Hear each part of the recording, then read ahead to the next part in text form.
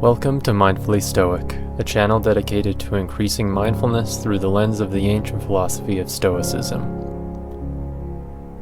This week's meditation is on the Discipline of Ascent, which is one of 3 disciplines within the Stoic Philosophy, the other 2 being Discipline of Action and the Discipline of Desire. The Discipline of Ascent involves monitoring the conscious and subconscious value judgments that we place on external events and acting in accordance to reason and nature. In other words, we give ourselves time to analyze these implicit value judgments that we create and decide if we assent or agree with them. This discipline is designed to prevent us from acting irrationally, and it allows us to make correct judgments concerning the nature or reality of the world. Now let's begin by finding a comfortable place to relax. Start to become aware of your breathing, and give yourself the freedom during this time to not focus on what is causing you stress or anxiety. Give yourself permission to take this time to relax and become more grounded in the present moment and in this present reality. Become aware of your body's sensations.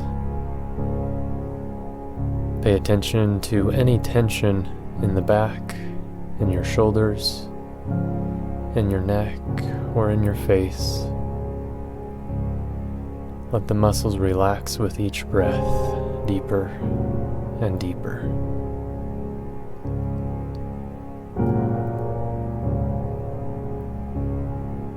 You can say in your mind to focus on your breath. Breathe in, I am breathing in. Breathe out, I am breathing out. Breathe in, I am breathing in. Breathe out, I am breathing out. If you feel your mind start to wander, return back to your breath to anchor yourself in the present moment. And don't get upset with yourself if your mind starts to wander. Simply accept that the thoughts occurred and focus again on the breath.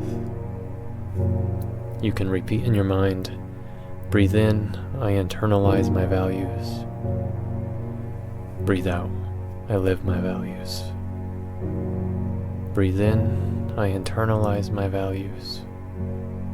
Breathe out, I live my values.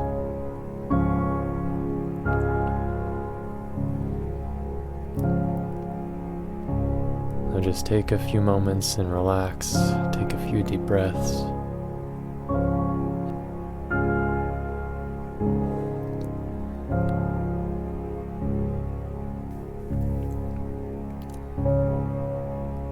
Now that we are grounded, let's move on to this week's topic of the Discipline of Ascent. As human beings, we live in a world of events that happen to us, and at the same time, we act upon the world. When the events happen to us, our minds create impressions or value judgments based on that event. But because we have our irrational faculty, we can agree with the impressions that we have or not.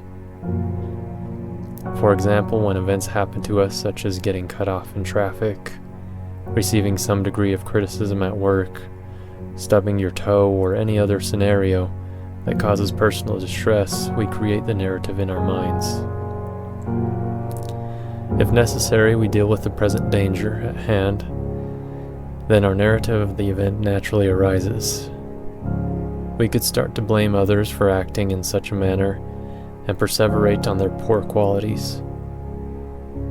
The blame and thoughts associated with that event can rob us of the present moment and give us an altered perception of reality. It could have been that the driver that cut you off was simply reacting to construction taking place in front of them. It could also be that the criticism that you perceived as a threat was actually accurate advice on how to improve your performance.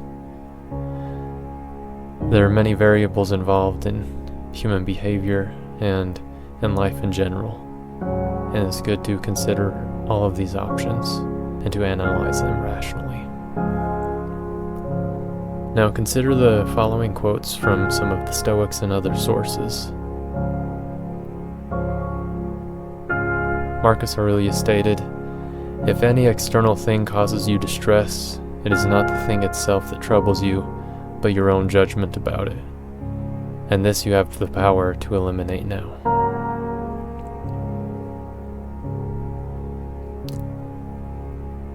Seneca taught, "Everything depends on opinion. Ambition, luxury, greed, all look back to opinion. It is according to opinion that we suffer. Each man is as wretched as he has convinced himself he is."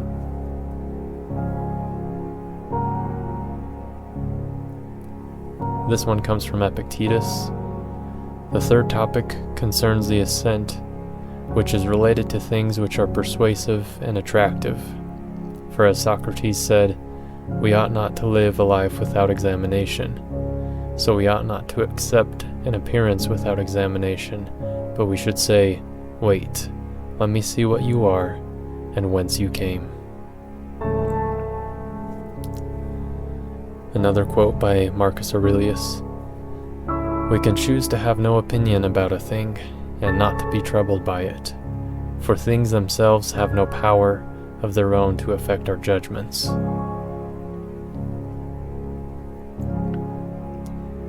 And finally, a quote by Rollo May. He says, "Human freedom involves our capacity to pause between the stimulus and response, and in that pause, to choose the one response toward which we wish to throw our weight. The capacity to create ourselves based upon this freedom is inseparable from consciousness or self-awareness."